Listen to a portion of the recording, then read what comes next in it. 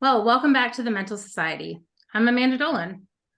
On today's episode, we are talking to two amazing high school seniors about how they are using computers to help prevent suicide and help others find the treatment that they need. Their project is called SuicideWatch. I'm here with Lavik Jain and Shiv Nikhra. They're both seniors at Centennial High School here in North Texas. Lavik is a high school senior, and he has always wanted to test his limits. As the co-founder of Explore, Design, Solve, he has been helping others harness their skills in STEM toward projects similar to the one we're going to talk about today, SuicideWatch, to better society.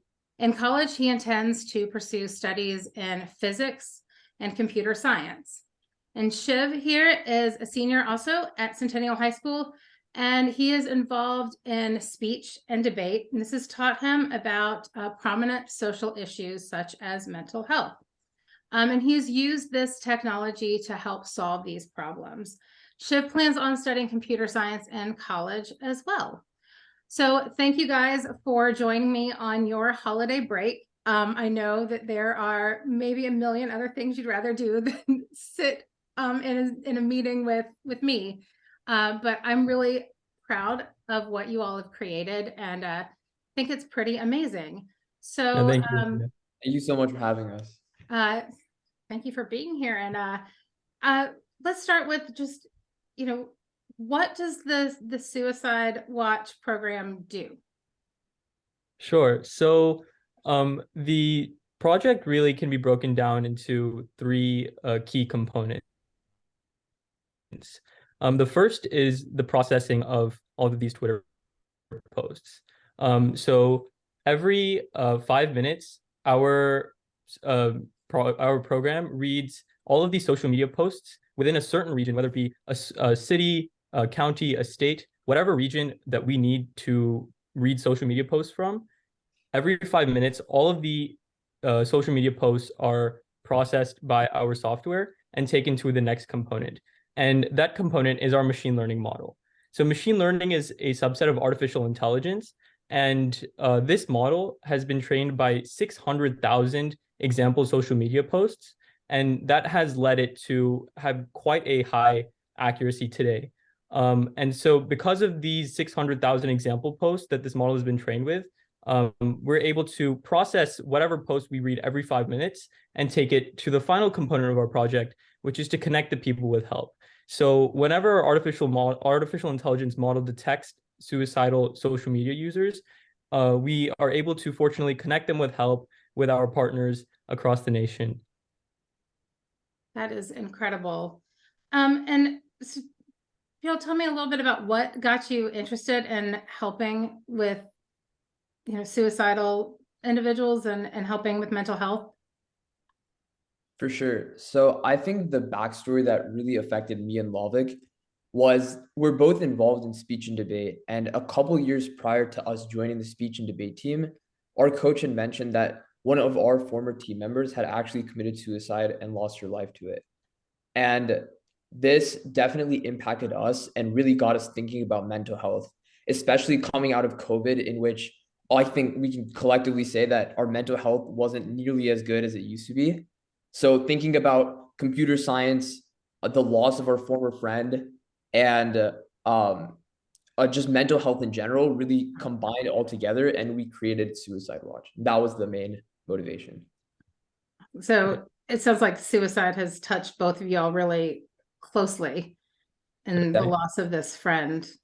I think it's, I think sometimes people forget how many people actually commit suicide. That, in America right now, it's about 1 every 10 or 11 minutes, which is a lot when you think about it. And I'm sure this is a statistic that you all know, but for our listeners, suicide is the second leading cause of death for people 10 to 35, only behind accidental death.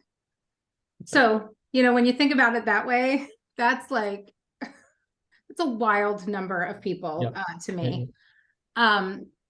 So yeah, it's interesting. And so I appreciate that, like, you all took your own experience.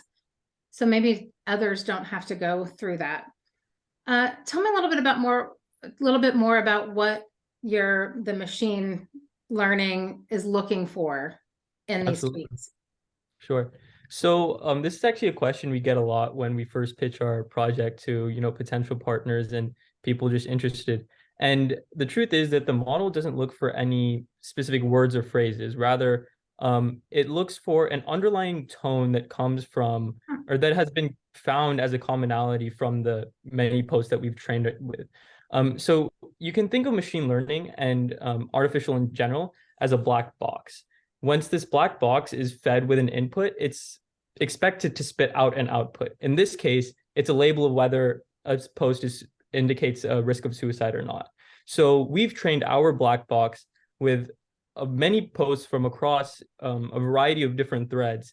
And so it's able to encapsulate a variety of different contexts and situations that potentially suicidal social media users might be talking about.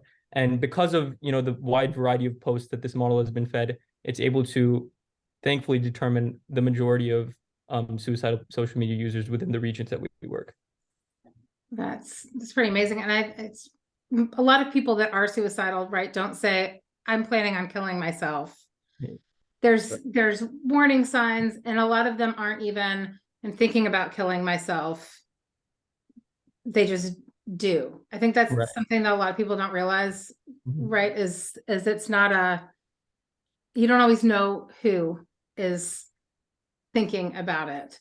Exactly. So I think it's interesting that you're using that undertone, like the tone of the comments in the post as opposed to the words specifically. And that's really fascinating. So when you're talking about that tone, can you tell me more about like what that sounds like or looks like, I guess, if you're reading it? Or do you even know? Is the computer the magic black box that knows all and we trust it because it's working? Yeah, so there's no, I guess the magic behind machine learning is that there is no concrete way to describe it. It's that pattern from all of these social media posts that it has picked up from all of the examples, which is, I guess the power of artificial intelligence that is taking computer science to that next level. Because up till now, before artificial intelligence, everything has been very discrete, either black or white. But artificial intelligence is able to we're operate in that gray area where there's no objective truth or false, and it can make sense of that. Right. It's kind of like as humans, we always have our own lens that we put on something and our own judgment that comes in.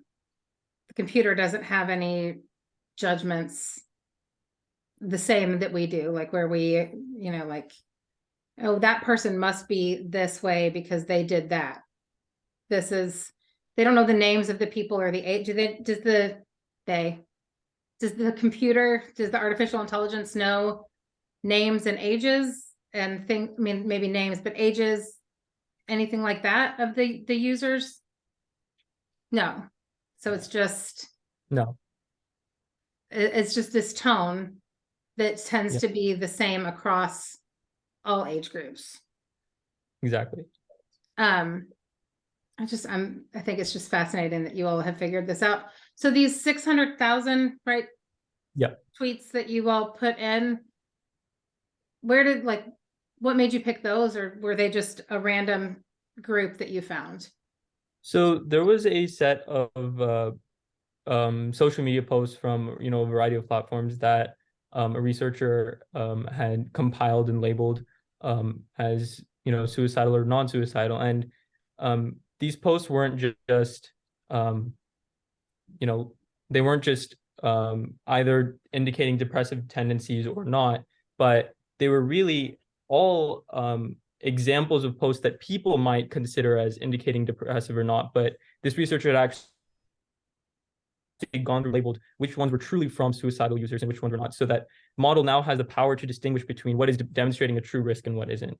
And so in addition to those posts, we took a feed of just a lot of additional posts that were completely unrelated to suicide or any sort of depressive tendency, whatever they may be, about sports, the news, politics. And so we added those in as well, that obviously were not indicative of suicide, to also allow for our model to capture those types of posts and label them as non-suicidal. Okay. I didn't even know that there was a project like that out there, where someone had compiled social media posts and noted whether they were from people. So he knew whether those people had committed or attempted suicide in the past. That's correct. Correct. That is really, really fascinating. And what a great use of technology. Have you all, have you noticed any trends in the people that you have connected with help? Are there certain ages, gender, ethnicity, anything like that that's consistent? To be honest, we don't spend too much time looking into these individual people. Like, we don't want to look at what their ethnicity is or what their gender is or what their age is. So when we detect a user that's potentially suicidal, our main objective is just to send it over to the mental health authority or one of our partners so that they can effectively contact the individual and deal with them. So we haven't been able to plot these specific trends, but we have been able to connect these people with help. And so remind me again when this program went live, when you first put this out? Sure. So the program's been running or functioning since about January of this year. Okay. And so it's been operating on a variety of cities across the United States. But our first partnerships were actually secured around August, our first being with the Wiley Police Department here in North Texas. And so obviously Wiley was our first location that we were actually tangibly reporting to. But after we secured our first few partnerships, now obviously we're working with Denton. We were connected with the Texas Health and Human Services, which is actually the managerial group that operates over all of the Texas counties' mental health authorities. And so from there, we just got connections that just spiraled into lots of more partnerships. And so now we're working with people across the nation, even all the way upstate New York.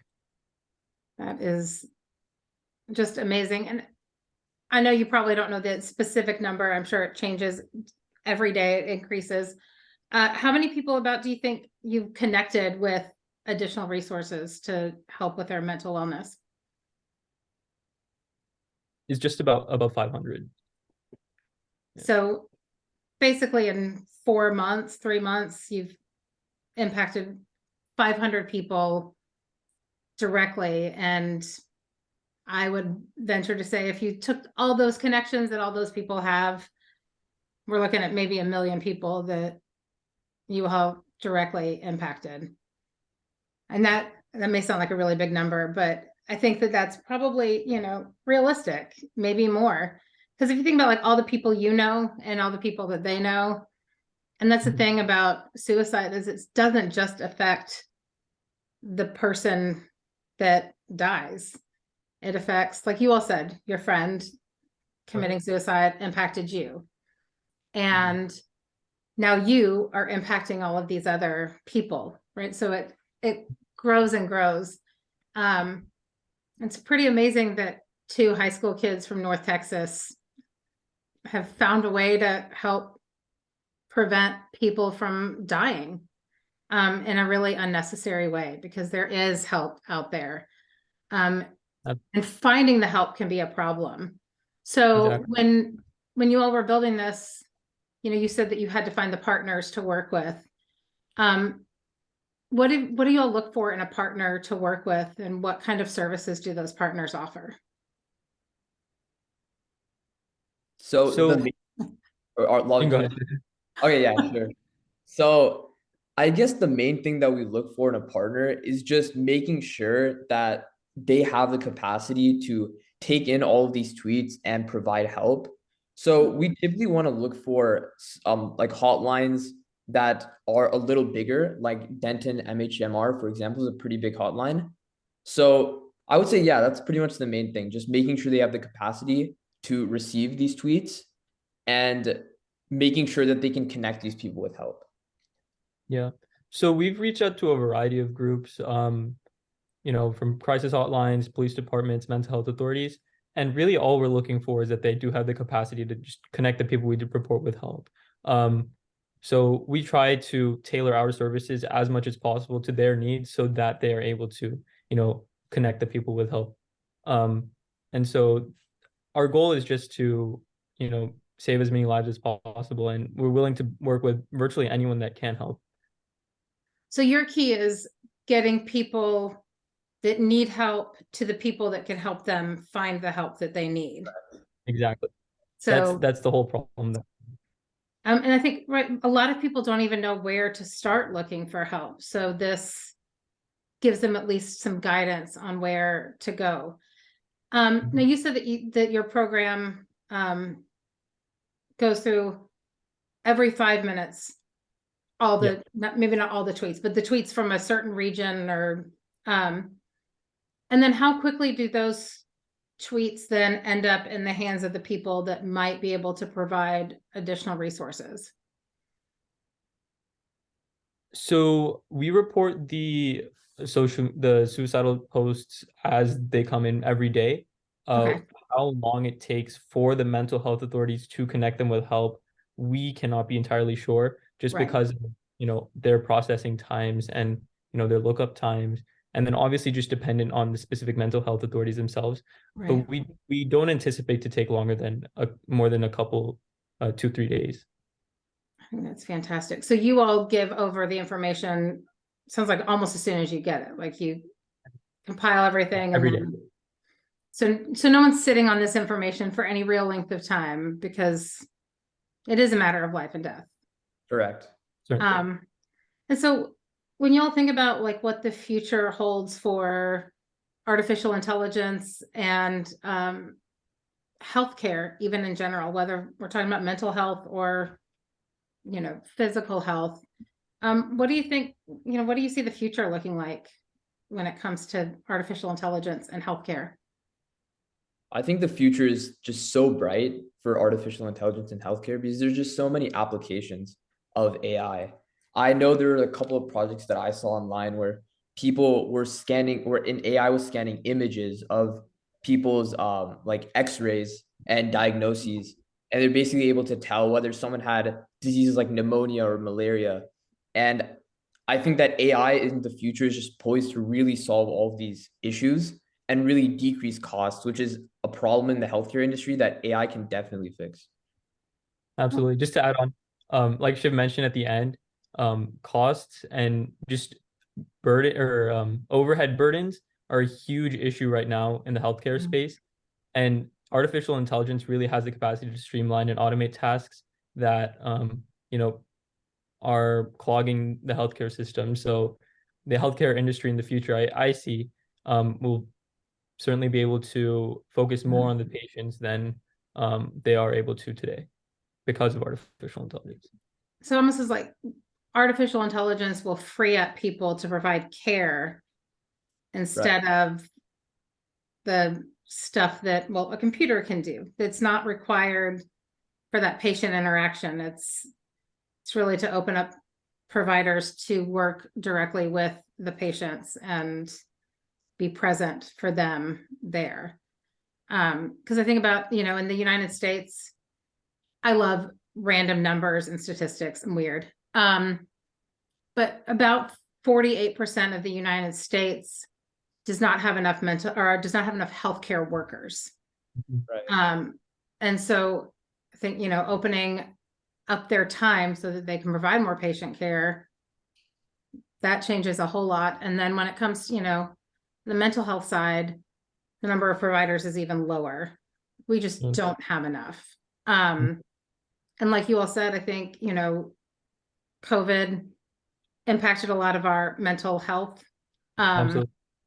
Right, just not being with people, the fear and anxiety. And there might be some people out there that this will resonate with them. I didn't feel a lot of anxiety when it seemed like the world was ending. And I remember asking my therapist about it. And I was like, I don't know. I'm like, not that, like, it's scary, but I'm not like that stressed about it. And he laughed. He was like, well, yeah, because like you're used to living in that like heightened state of anxiety and trauma. So that makes sense that you wouldn't be. But for me, that was my normal. But for people without a mental illness, it's probably not their normal. And so it did have a huge impact on the vast majority because, you know, there's only 20% have a mental illness at some point, and then 5% serious. So that would mean 95% of people don't have a serious mental illness, that they're not living in that fear and anxiety place normally. And you talked about social media being a place where people share a lot of information. How do you think social media impacts mental health overall? So I am a firm believer that social media is not productive for mental health or for you know, an individual's well-being. But we made use of what social media provided us, which was this democratization really of what people were really feeling, at least for a certain group of people. Whether it be because of the lack of face-to-face interaction or the anonymity, or just simply ease to, you know, post something online. People are more expressive on social media, and that's, you know, a big factor that was critical in the start of this project. Oh yeah, I mean, even when it comes to bullying, I mean, and not just the good stuff, but you can be anonymous so easily that one, you can say things ugly to people that you wouldn't normally say to their face. But like you all are saying, you might also say something that would indicate that you're suicidal or unhappy that you might not say in real life to people. It feels safer, perhaps, because no And one's right there. yeah, and we even see it with like shooter threats that people, like the day before they, you know, take a weapon into a school, they'll express themselves online. And I think that was the main realization, that no matter what your situation is, a lot of people are expressing themselves online. So if we can even save one life just because we found someone online before they committed the act, that would be so worth all of the effort. And so that's what inspired us to take on this project. I mean, yeah, because what is the value of a life? You know, is it, can you put a value on someone's life? Because I don't think you can. I know like insurance companies and actuaries, you know, all the numbers. And the reality is, like, if I were gone, my kids would be devastated. If you were gone, your parents, I mean, like, they would, I don't know your parents, but I assume that they would miss you a great deal and they would be very sad. Just like your friends, just like you were when your friend committed suicide. So yes, one life changed is worth whatever work and effort. And I'm going to venture that you're going to save thousands and thousands of lives with this technology that's created. Even if you all hand it over to someone else, you all set an amazing framework for our country, the world, and the ability for people to know where to find the help that they need, which can be so difficult, like we talked about. And before we end our chat, is there anything else that you would want anyone to know about what y'all are doing or how they can impart change in their own community? Yeah, absolutely. So I think if there's anything I've learned from this whole process, it's to just to stick to it, because there's probably been a whole year that we spent in trying to get our first partnership, and just just trying to you know, actually make something out of, you know, the effort we put in. And you know, once that first breaking of the ice happens, all of the benefits come at one time. So to anyone listening out there, follow your aspirations, and no matter what happens, just stick to it. Eventually, you'll see through your goals, and it'll all be worth it. Awesome. Shiv, do you have anything to add? I think Lavik hit it on the head perfectly, but if I were to add anything, I think one thing that I really learned from this project is that technology really isn't just about technology. There's so many other things you really have to consider when you're making a product, such as forming partnerships and community outreach and things like that. So I would recommend that if people are trying to make a similar project or do something to better their community through computer science, to really make sure to reach out to community leaders and seek their advice, and use that to build their product. It's a nice reminder that there are humans behind computers too, and that as great as artificial intelligence is and this machine learning, humans have to be the ones to put it in motion and to make sure it does the things to make the world better and it gets to the right people in the right ways. So thank you guys so much for taking this time to talk with me. Now is the time for our mental memo, which is just a quick tip or trick to help you take care of your mental health. And this week's mental memo is a reminder, as we've just discussed, to take some social media breaks. We can get stuck in a cycle of comparing ourselves to others, and we can get sucked into the yuck news and all of that. So take a break, go outside, I don't know, play with your dog, get a drink of water because you're not drinking enough water. Just take a minute for yourself and forget about that person online that said something ugly or that, I don't know, it's just not great for your mental wellness.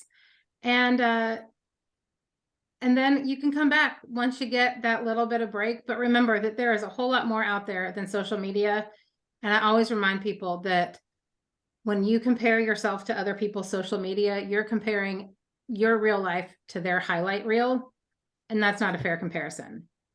So with that, we've reached the end of today's episode. Thank you for listening and learning more about how mental health and society meet. Now go out and open a conversation. Discover the ways that mental health is being experienced in your world. You can find more episodes of the Mental Society in all the places that you find your favorite podcast. And you can check out their website at projectsuicidewatch.org. And you can find more information, resources, and articles about mental health and wellness by visiting our website, thementalsociety.com. Remember that you are not alone in your struggles. Hope and help are all around you. Until next time, this is Amanda Dolan, wishing you good health, mental and otherwise.